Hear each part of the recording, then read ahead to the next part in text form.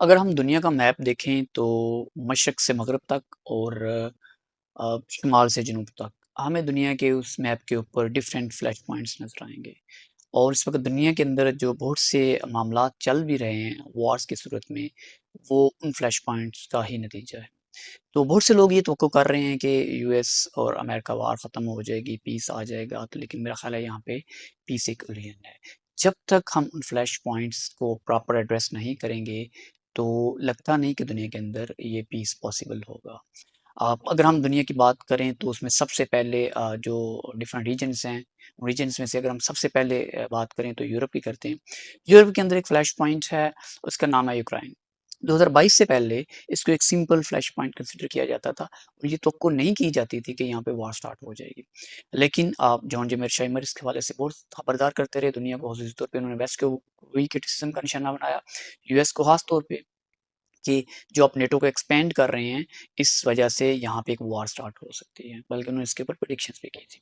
सो इसके अलावा सिर्फ ये नहीं कि वेस्ट का ये कसूर है, बल्कि ऑब्वियसली ग्रेट पावर के अपने स्ट्रेटेजिक और इकोनॉमिक इंटरेस्ट भी होते हैं।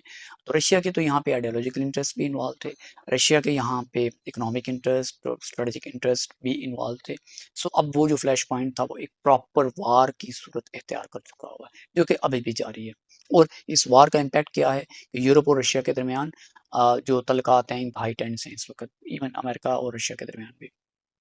तो अगर हम उसके बाद मैप के ऊपर मिडल ईस्ट को देखते हैं, तो मिडल ईस्ट में जो सबसे बड़ा फ्लैश पॉइंट है, जो कि आगे से मज़ीद सब फ्लैश पॉइंट्स भी प्रोड्यूस करता जा रहा है, वो फ़लस्तीन का एक क्राइसिस है।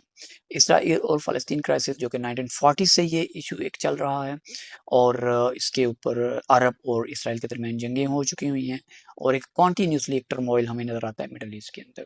क्योंकि ये फ्लैश पॉइंट को प्रॉपरली टाइम पे एड्रेस नहीं किया गया और हुआ क्या है कि ओवर द टाइम इसने ख़त्म तो हर क्या ही होना था, रिज़ॉल्व क्या होना था, बल्कि इसने जो है इसका स्केल भी बढ़ गया और इसका वो जो है वो स्कोप भी बढ़ गया और इसके अंदर कुछ नए प्लेयर्स भी इन्वॉल्व हो गए।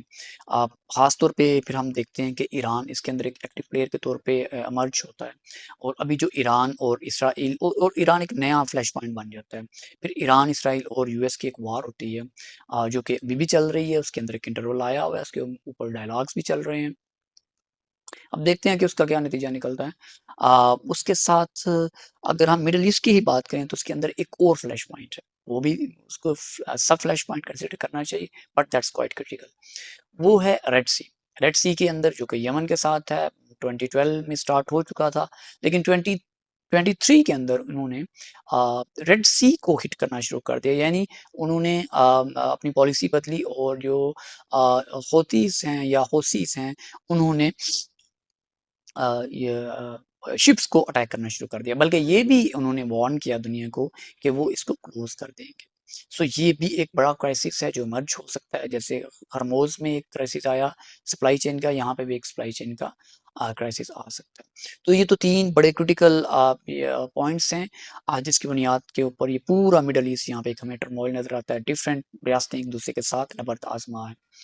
आगे हम बात करते हैं नॉर्थ अफ्रीका की या अफ्रीका की तरफ अगर हम मूव करते हैं तो हमें जो सबसे बड़ा उस वक़्त यहाँ पे एक ह्यूमैनिटेरियन क्राइसिस नज़र आता है, वो हमें सूडान में नज़र आता है। सूडान एक बड़ा एक वो भी स्ट्रेटेजिक लोकेशन है, वहाँ पे एक सिविल वॉर चल रही है। तकरीबन 1 करोड़ 20 लाख से ज़्यादा लोग बेघर हो चुके हुए हैं। इसके अलावा जो ग़ज़ा का क्राइसिस है, चिल्ड्रन का क्राइसिस है, बीमारियों का एक क्राइसिस आया हुआ है वहाँ पे, वो अलग से है। सो वहाँ पे सऊदी अरब यूएई इन्वॉल्व है, इसके अलावा ग्रेट पावर्स भी इन्वॉल्व हैं।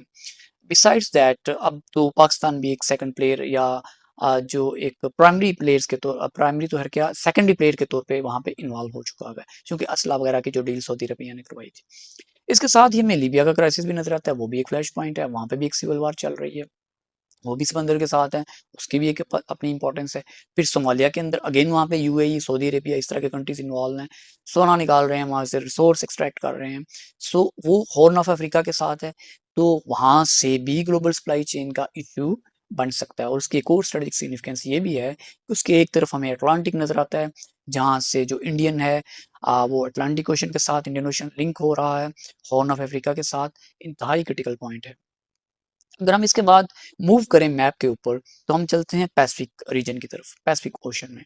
पैसिफिक ओशन में चूँकि चाइना हमें एक बड़ा प्लेयर नज़र आता है, तो वहाँ पे भी हमें एक जो सबसे बड़ा एक फ्लैश पॉइंट नज़र आता है, वो है Taiwan straight crisis. Taiwan straight crisis के नाम से मशहूर है। ये ताइवान और चाइना के दरमियान है, एक इश्यू पाया जाता है। ताइवान कहता है कि मैं एक इंडिपेंडेंट अलग मुल्क हूँ, जबकि चाइना क्लेम करता है कि Taiwan is the very part of China, और चाइना ये भी कहता है कि वन कंट्री टू सिस्टम्स। लेकिन ताइवान के अंदर एक लिबरल डेमोक्रेसी पाई जाती है, जो कि अपने आप को वेस्ट के साथ ज़्यादा आइडियोलॉजिकली अलाइन करते हैं।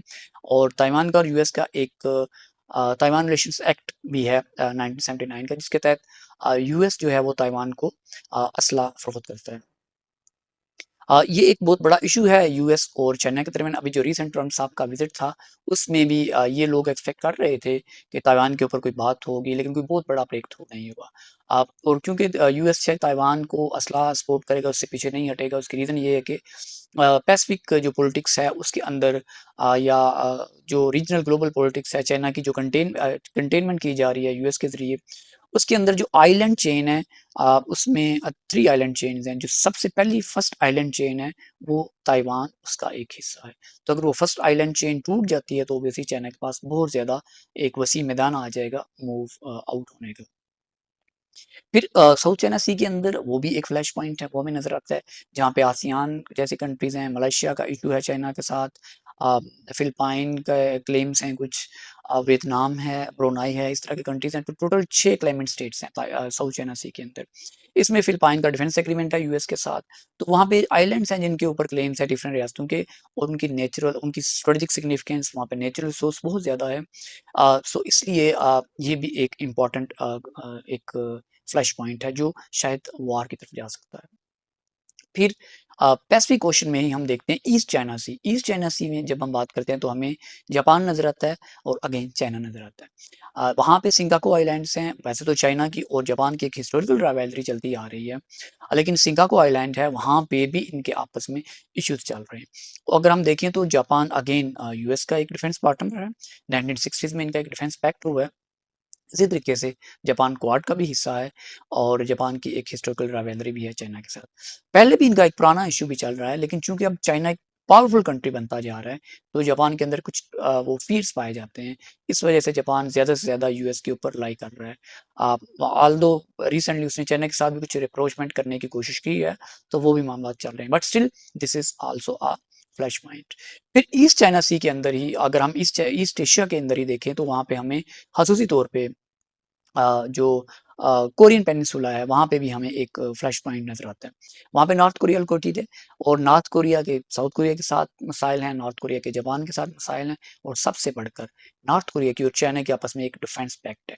तो दुनिया के अंदर जो वाहिद कंट्री है जिसके साथ चाइना की एक प्रॉपर डिफेंस ट्रीटी है, वो नॉर्थ कोरिया है। 1960s में ये ट्रीटी हुई थी।